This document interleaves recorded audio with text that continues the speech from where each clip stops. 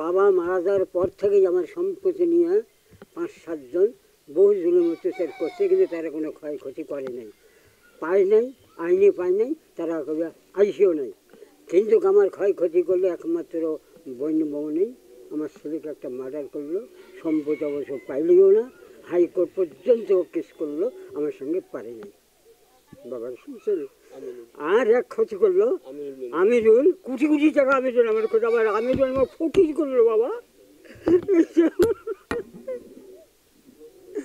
আমিরুল ফকির করলো কেন? তার মধ্যে শরিক নয়, তার অংশীদার নয়, তার বাড়ি হলো বাগারহাট, তাই খেনি এসে আমাকে ফকির বানালো। এই বিষয়ের আপনার কেন বললো? 3 একর 72 শতক জমি 2 আমিনুল এরা নজর দিছে এবং হস্তস্থ করার জন্য চেষ্টা করতেছে। ইতিমধ্যে আমার ভাইকেও একটা হত্যা করছে 98 সালে।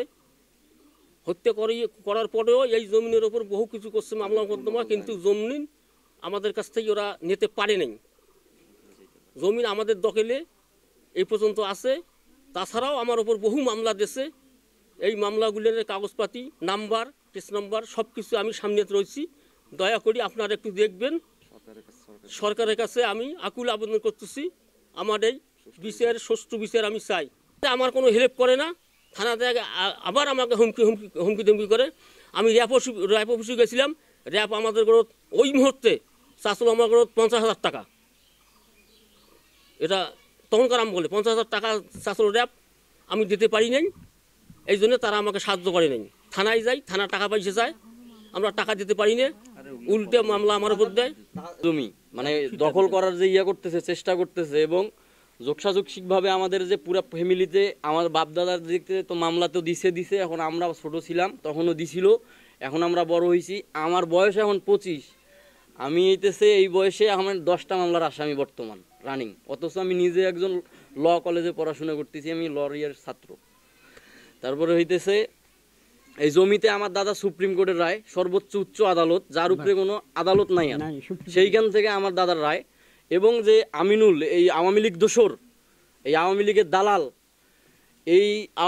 দালাল, এই সাব জজ 20,000 টাকা পর্যন্ত জরিমানা খাইছে। এবং সে ভুয়া কাগজপাতি দেখাইতেছে যে বেস্তির যে আসছে আমাদের বেস্তির, আমার দাদার যে নামের পিছনে 62 রেকর্ডে বেস্তির আসছে আফতাবউদ্দিন, তার সাইনবোর্ড লাগানো আছে, এখানে কাগজপাতিও আছে।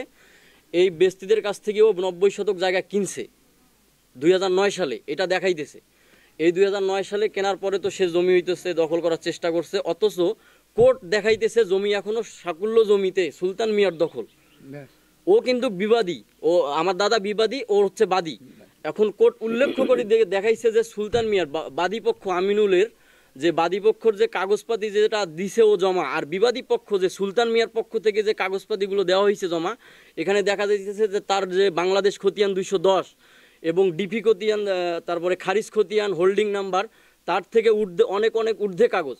এবং 2বার ইন্ডিকেট করে বলছে যে ডিস্ট্রিক্ট জজ এবং সাব জজ যে সুলতান মিয়ার সকল্য জমিতে সুলতান মিয়ার দখল আজও রহি আছে জমিতে, বাদী পক্ষের কোনো দখল নাই। যেদিন আমার বাড়িঘর ভাঙচুর হয় সেদিন আমি 9 মিনিট 999 ফোন দিয়া, আমি রুহুল স্যার যে আছে উনি ডিউটি অফিসার ছিল ওই দিন, তাজার থানায় ফোন তো দিছি 999-এ। পরে 999 থেকে আমি আমার থানার নাম যখন বলি, তখন তাজার থানা থেকে ডিউটি অফিসার কলটা রিসিভ করে আমার। তখন আমি বলি যে আমার ঘর ভাঙচুর করতেছে, আমার পুরো ফ্যামিলি নিয়ে আমি পালাতক, এলাকায় কেউ আমাকে আশ্রয় দিচ্ছে না, আপনারা একটু দ্রুত যদি আসেন। তো আমার গরু ছাগল, আমার লোডের দোকানের ফোন টোন যা আছে, আমার পুরো তো দোকান শেষ করে দিচ্ছে আমার। তারপরে ওরা বড় বড় অস্ত্র নিয়ে আসছে, কেউ বাসা পর্যন্ত ঢুকতে দেয় নাই। আমি জঙ্গলে যাচ্ছিলাম, এবং আমি যখন ফোন দিলাম যে রুহুল স্যার যে আপনারা যে কোনো একটা মোবাইল টিমকে পাঠান যে আমার বাড়িঘর ভাঙচুর হয়েছে, যাতে আমার মালামালগুলো যেন থাকে, কিন্তু উনি বললো যে আপনারা থানায় আসি অভিযোগ করেন। কিন্তু ওই সময় যে আমি মডার্ন ঢুকবো এই ক্ষমতাটা আমার নাই, আমাকে শুধু আমার ব্যবসা সাথে না, শুধু আমার উপরেই আক্রোশ। দীর্ঘদিন থেকে জমি জমা সংক্রান্ত বিরোধ ছিল, বিশেষ করে আমিনুল ইসলাম আর ওইখানকার প্রতিবেশী শাহজাহান, সুলতান, এদের মধ্যে। তো তারা আদালতে মামলা চলমান, ইভেন হাইকোর্টেও একটা আপিল চলমান। তো ওইটাকে নিয়ে পুনরায় তারা এই 5 আগস্টের পরে আবার তারা দখল বিষয় নিয়ে ফৌজদারি ঘটনা ঘটে।